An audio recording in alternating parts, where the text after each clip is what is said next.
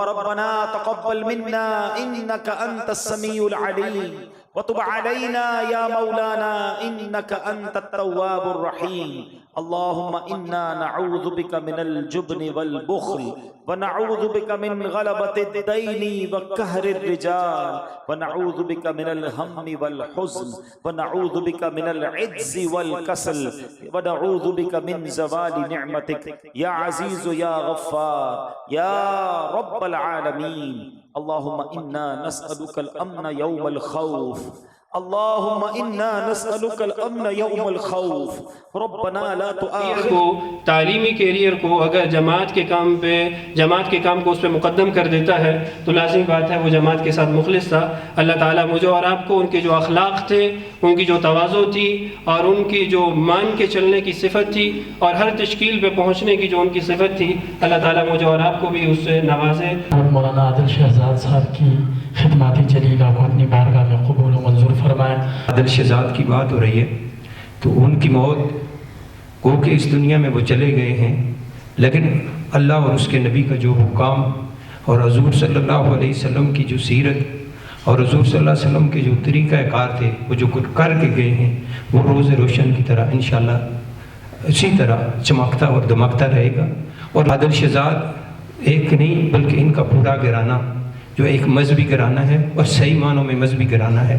ان لوگوں نے اپنے دن رات جو ہیں وہ دین اسلام کی سربلندی کے لیے رکھے ہوئے ہیں۔ ان کے والد صاحب ان کی بیماری کے آخری 3 ایام میں جب ان کو پتہ چلا تو وہ لاہور پہنچے۔ اگر شاید وہ لاہور میں نہ ہوتے، مرکز میں نہ ہوتے، تو شاید ان کو پتہ نہ چلتا۔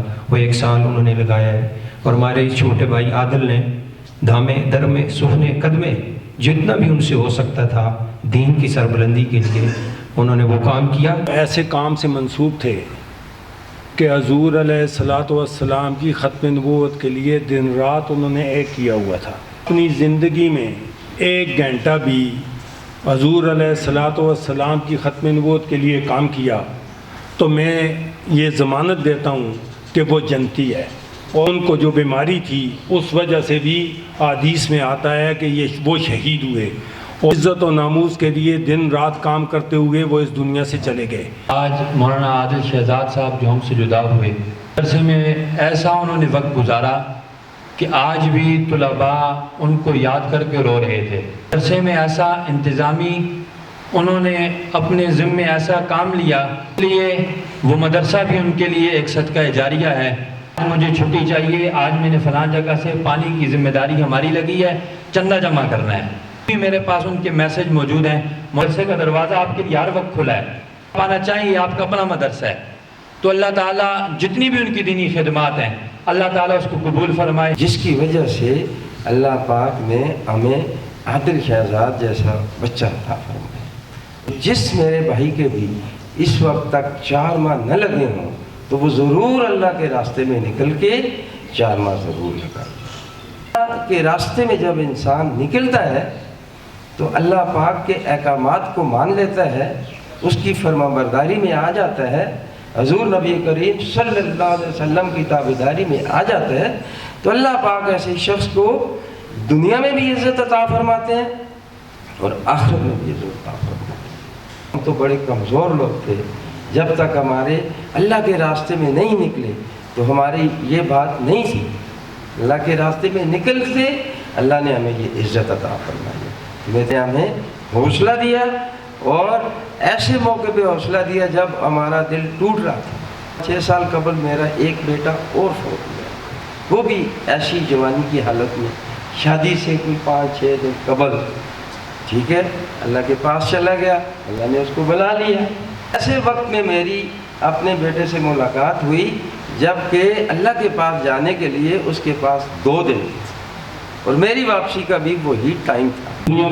دنیا سے گئے ہوئے چند ہی دن گزرے، لیکن ہم نے جنازہ دیکھا اور ماشاءاللہ اتنا بڑا جنازہ صرف اور صرف دین کے ساتھ تعلق اور دینداروں کے ساتھ جوڑ کی وجہ سے، اور اس دین نے اس نوجوان کو اتنی بڑی عزت عطا فرمائی ہے۔ آ رہا ہے، تکلیف ہے، لیکن اس کے باوجود جس جوش سے، جس جذبے سے اس نوجوان نے حضور نبی کریم صلی اللہ علیہ وسلم کے ساتھ اپنی دلی محبت کا اظہار کیا ہے، اور مجھے امید ہے وہی محبت آج کام آ رہی ہوگی۔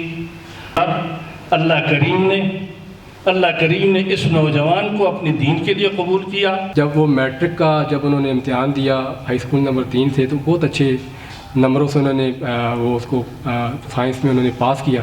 گھر والوں کی یہ خواہش تھی کہ ہم اس کو میڈیکل کی کسی لائن میں لے کے جائیں، کہ وہ ذہین بھی ہیں اور ان کا جو ہے وہ اس پہ وہ اتر بھی سکیں گے۔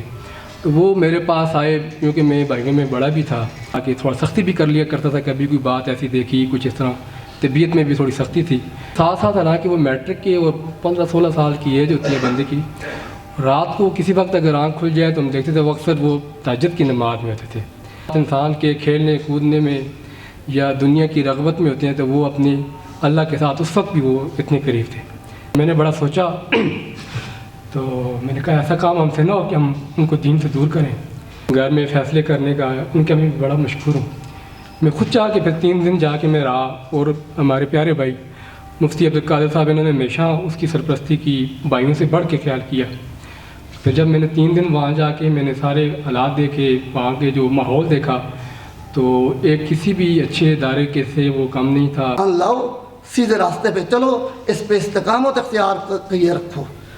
یقیناً دنیا میں زندہ لوگوں کے متعلق تو نہیں کہا جا سکتا یہ جنتی ہے یہ جہنمی ہے، لیکن دنیا سے چلے جانے کے بعد ایمان کے اوپر استقامت کی حالت میں